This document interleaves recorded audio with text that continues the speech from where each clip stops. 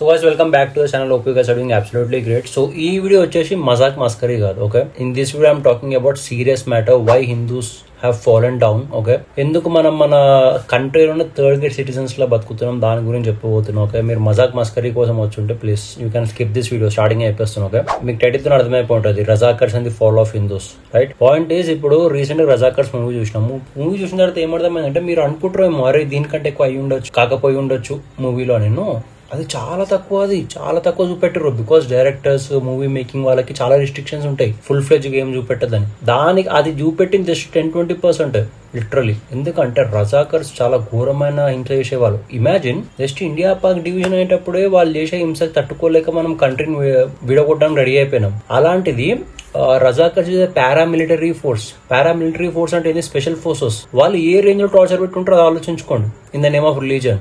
And ఇప్పుడు ఆ మూవీలో చూపించినట్టు రజాకర్స్ ఇంకా బతికే ఉన్నారా? Okay, are they still existing in India? ఈ విషయం నేను వీడియో ఎండింగ్ లో చెప్తా. ఓకే, స్టేట్ ఉండి అప్పటి వరకు. ఇవన్నీ ఒక ప్యాచ్ అప్ అన్నమాట. ఎలా మ్యానిపులేట్ అయినా హౌ దీని గురించి మాట్లాడదాం. But let's first understand how Hindus have fallen down. ఎందుకు మన కంట్రీలో మనం హిందూస్ మన ఆరిజిన్ ఎట్లా మర్చిపోయాం, ఏవే ఫ్యాక్టర్స్ ఇన్ఫ్లుయెన్స్ చేసాం మన ఆరిజిన్ మర్చిపోవడానికి. Will talk about that first. Okay, let's start the video. Basic గా హిందూ రిలీజన్ వచ్చేసి warrior religion. Right, we are known for శాస్త్రం అండ్ శస్త్రం. పాయింట్ ఇస్ మన దగ్గరికి నీ రెండు గుంజుకున్నారు. ఫర్ ఎగ్జాంపుల్, ఏ గాడ్ ఫోటోలు చూసినా సరే, ఆరల్స్ ఏదైనా సాధు సంతు ఎవరు ఫోటోలు చూసినా, ఎవరిని లైవ్ లో చూసినా సరే, ఒక చేయి ఇట్లా పైకి ఉంటుంది. ఆరల్స్ ఒక చేతిలో శస్త్రం ఉంటుంది, శాస్త్రం ఉంటుంది ఒక చేతిలో శస్త్రం కంపల్సరీ ఉంటుంది. దాని మీనింగ్ ఏం తెలుసా? చెప్తే వినేవానికి మనం శాస్త్రంతో చెప్తాం, చెప్తే వినని వాడికి మనం శస్త్రంతో చెప్తాం. That's our main agenda, Hinduism. Okay, but we are here to make sure everything is going according to the dharma. అది మన main agenda. Okay, but what's happening? ఎట్లా గుంజుకుని మన దగ్గరికి అన్ని శాస్త్రము ఎప్పుడైతే ఇస్లామిక్ ఇన్వేషన్స్ అయినాయో, ఓకే, ఘోరమైన క్రుయాలిటీ మనం ఫేస్ చేసినాం. ఓకే, దాంతో పాటు మన గ్రేట్ నాలెడ్జ్, ఫర్ ఎగ్జాంపుల్ మన వేదాస్, శాస్త్రాసు, ఉపనిషత్స్. అంతెందుకు మీకు మెయిన్ ఎగ్జాంపుల్ చెప్తాను. నలంద యూనివర్సిటీ తెలుసు కదా, ఎన్ని మల్టీ ఫ్లోర్ యూనివర్సిటీ, అది 9 to 13 floors ఆఫ్ యూనివర్సిటీ. అంత పెద్ద యూనివర్సిటీ, ఎక్కడ నాలెడ్జ్ అక్కడనే ఉంది. అలాంటి యూనివర్సిటీస్ ని కుళ్ళుతో గాలి చేసారు. కొన్ని ఘోరమైన నాలెడ్జ్ మొత్తం లాస్ అయిపోయినాం మనం. అట్లా మన శాస్త్రాన్ని గుంజుకున్నారు. దాంతో పాటు మన ఏమంటారు, మన ఏన్షియన్ స్క్రిప్చర్స్ లో మ్యానిపులేషన్ అనమాట. మీ రాముడు నాన్ వెజ్ తింటాడు, కృష్ణుడు లీలలు ఆడతాడు, ఇలా బ్యాడ్ థింగ్ ఇన్ఫ్లుయెన్స్ స్టార్ట్ చేసిన అట్లా. అండ్ ఇంకోటి, రాముడు సీతని అడవికి పంపించేసిండు. ఇవన్నీ యాడ్ ఆన్స్ అనమాట. మన దేవుళ్ళది గ్రేట్ హిస్టరీ అంతా డిస్ట్రాయ్ చేయడానికి, మ్యానిపులేట్ చేయడానికి, అది క్రిటిసైజ్ చేయడానికి. ఓకే, ఇవన్నీ ఇంప్లిమెంట్ చేసి ఇవన్నీ ప్రోపగండా చేశారు. ఎన్నో బుక్స్ ఉన్నాయి మన హిందూయిజం అపోజ్ చేయడానికి రాసినవి, ఆర్ఎల్స్ మన హిందూయిజం బుక్స్ కి వెటకారంగా రాసినవి. ఓకే, చాలా ఉన్నాయి. సో ఇలా ఇస్లామిక్ ఇన్వేషన్స్ వల్ల మనం మన శాస్త్రాల నుంచి దూరం అయిపోయినాం. Okay, so later on British వచ్చింది. బ్రిటిష్ ఏం చేసింది, మనం ఆల్రెడీ శాస్త్రం నుంచి దూరం అయిపోయిన హిందూస్ అందరినీ క్యాస్ట్ సిస్టమ్ ఇంక్లూడ్ చేసి అందరినీ డివైడ్ చేసింది. ఓకే, ఇది ఇట్లా, ఈ జాతి ఇట్లా, ఈ జాతి ఇట్లా, ఈ జాతి ఇట్లా, అందరినీ డివైడ్ చేసిన. డివైడ్ అండ్ రూల్ ఇంప్లిమెంట్ చేసిన తర్వాత మనకు ఒక రూల్ పెట్టింది. ఆర్మ్స్ యాక్ట్ కింద 1878 లో ఏ హిందూ అయినా సరే వెపన్స్ క్యారీ ఆన్ చేయొద్దు అని ఒక లా ఇంప్లిమెంట్ చేసింది బ్రిటిష్. అప్పుడు మనం మన శస్త్రాల నుండి దూరం అయిపోయినాం.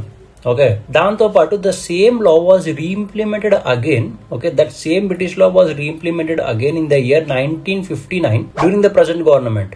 ఆ టైంలో ప్రెసెంట్ గవర్నమెంట్ అది ఎందుకు ఇంప్లిమెంట్ చేసింది ఆ తర్వాత మీరే రీసెర్చ్ చేసుకోండి. ఓకే, బట్ ఇలా శాస్త్రం పోయింది, శస్త్రం పోయింది. ఇప్పుడు దీంతో పాటు నెక్స్ట్ వచ్చిన పార్టీని మ్యానిపులేషన్. ఓకే, మ్యానిపులేషన్ ఎవరు చేశారు, ఎట్లా చేశారు? అవర్ గ్రేట్ ది మహాత్మా, మన తాత, మన నోటు మీద ఉన్నట్టు తాత అనమాట. ఆ తాతని సౌత్ ఆఫ్రికా నుంచి పిలిపించారు. Okay, he's a man on mission. అతని మిషన్ ఇంప్లిమెంట్ చేయడానికి పిలిపించారు ఇండియాలకి. బికాస్ మనం ప్రొటెస్ట్ చేస్తున్నాం అగేన్స్ట్ బ్రిటిష్ గవర్నమెంట్. ఓకే, అప్పుడు ఏం చేసింది, వచ్చిన తర్వాత దాంతో పాటు పార్టీషన్ అయ్యే టైంలో ఏం చేసింది, మనము మన టార్చర్ భరించలేక ఆ రజాకర్స్ మెంటాలిటీయే ఇంప్లిమెంట్ చేస్తారు. ఆ బార్డర్ లో, పాక్ అండ్ ఇండియా బార్డర్స్ లో అక్కడలో ఇంప్లిమెంట్ చేస్తుంటే వాళ్ళని తరిమి కొట్టాలని చెప్పి మన హిందూస్ అందరూ వెపన్స్ ఎత్తి అటాక్ చేయడం స్టార్ట్ చేశారు. సమ్ 20,000 నుంచి 2 lakhs వరకు పీపుల్ డైడ్. ఓకే, ఆ పార్టీషన్ టైంలో చాలా ఘోరమైన లెక్కలు అనమాట.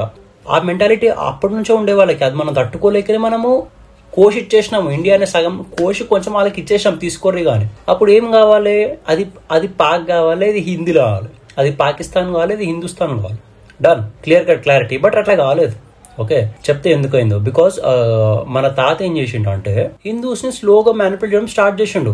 ఒక స్లోగన్ ఉంటది, సర్వ ధర్మ శాంభవ అని. అది హిందూస్ అందరిని అడాప్ట్ చేయమన్నారు. ఎందుకంటే అన్ని ధర్మాలు అన్ని మతాలు ఒకటే, every way leads to the God అని చెప్పి ఒక స్లోగన్ స్టార్ట్ చేసిండు. దాంతో పాటు ఇంకో స్లోగన్ కూడా వచ్చింది, రఘుపతి రాఘవ రాజారాం పతిత పావన సీతారాం ఈశ్వర్ అల్లా తేరో నామ్. ఈశ్వర్ అల్లా ఎందుకు వచ్చింది?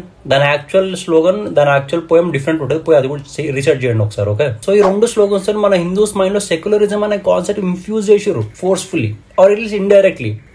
ఒక ఫిగర్ ని ముంగట పెట్టి, ఒక మహాత్మా అనే ఫిగర్ ని ముంగట పెట్టి ఆ టూ థింగ్స్ మన మైండ్ లో ఇన్ఫ్యూజ్ చేసారు.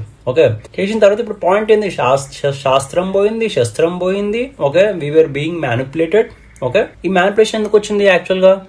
ఇప్పుడు రిలీజన్ బేస్ మీద ఒక పార్ట్ కోష్ చేసినాం, వెళ్ళిపోవాలి రిలీజన్ బేస్ మీద ఉన్నప్పుడు. కానీ వాళ్ళు ఇంకా మొండితనం ఇక్కడ ఉన్నప్పుడు వాళ్ళని ఎక్కడ హేట్ చేస్తామో అని చెప్పి ఈ స్లోగన్స్, ఈ ప్రాపగండా స్టార్ట్ చేశారు. బట్ ఈ స్లోగన్స్ హిందూసే యాక్సెప్ట్ చేశారు, వాళ్ళు ఎవరు యాక్సెప్ట్ చేయలేరు. మళ్ళీ వేరే రిలీజన్ యాక్సెప్ట్ చేయలేదు slogans.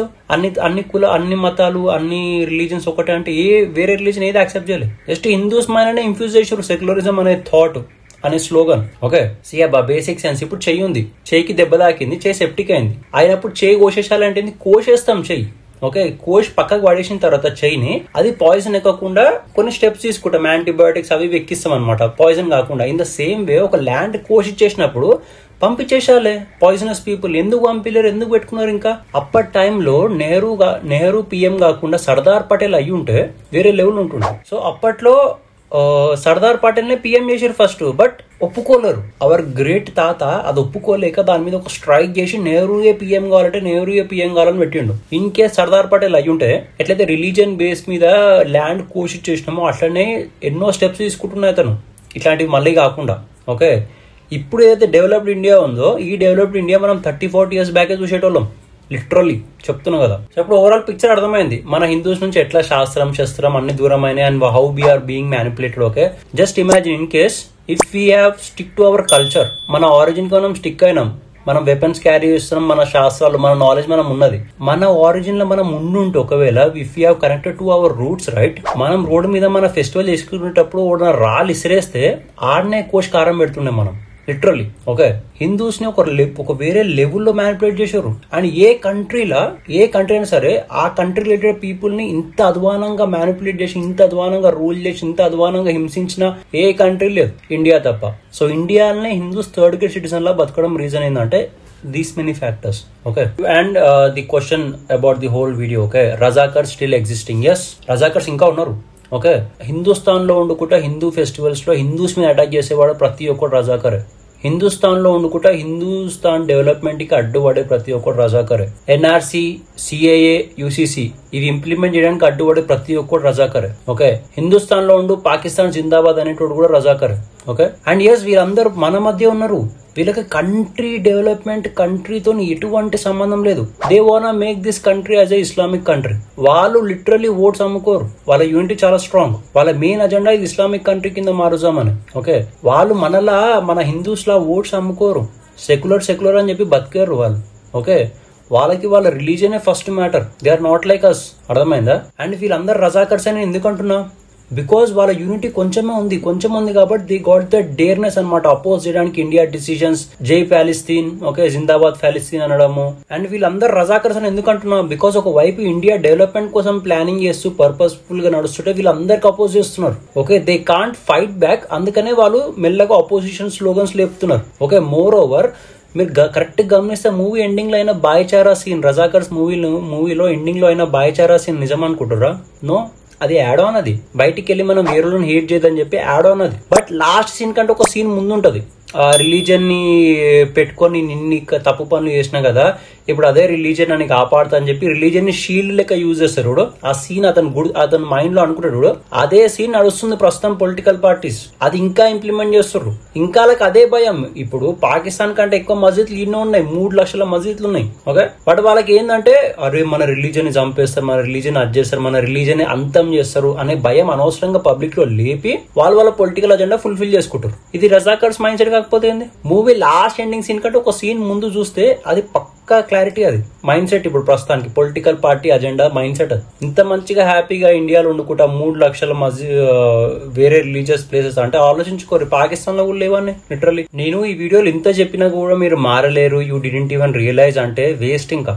Okay, this is the only country, మనకి ఇది ఓన్లీ కంట్రీ హిందూస్ కి. Please save it. ఓకే, వాళ్ళ అజెండాలో చాలా స్ట్రాంగ్ ఉన్నారు. మన హిందూస్ డివైడ్ అయిపోయినాం, సెక్యులర్స్ అని చెప్పేసి ఇష్టం వచ్చినట్టు. ఈ ఒక్క కంట్రీని సేవ్ చేసుకుని తర్వాత మళ్ళీ కొట్లాడుకుందాం సింపుల్ గా. Okay, please Hindus, request to all the Hindus. Okay, please unite and fight for your own country. Okay, religion కాపాడుకోరి. హిందుస్థాన్ ఇది, Hinduism is a base of this country. Okay, దానే లేకుండా చేస్తే పేరుకి అర్థం లేదు, హిందుస్థాన్ అనే పేరుకి అర్థం లేదు. Okay, please understand. Okay, we're living it edge ఉన్నాం మనం. Okay, so please thank you for watching this video. If you guys find it informative or relatable to all the situations which is happening right now. Okay, so please make sure to like, share, subscribe and yeah, share with your friends. Okay, so until then, bye bye.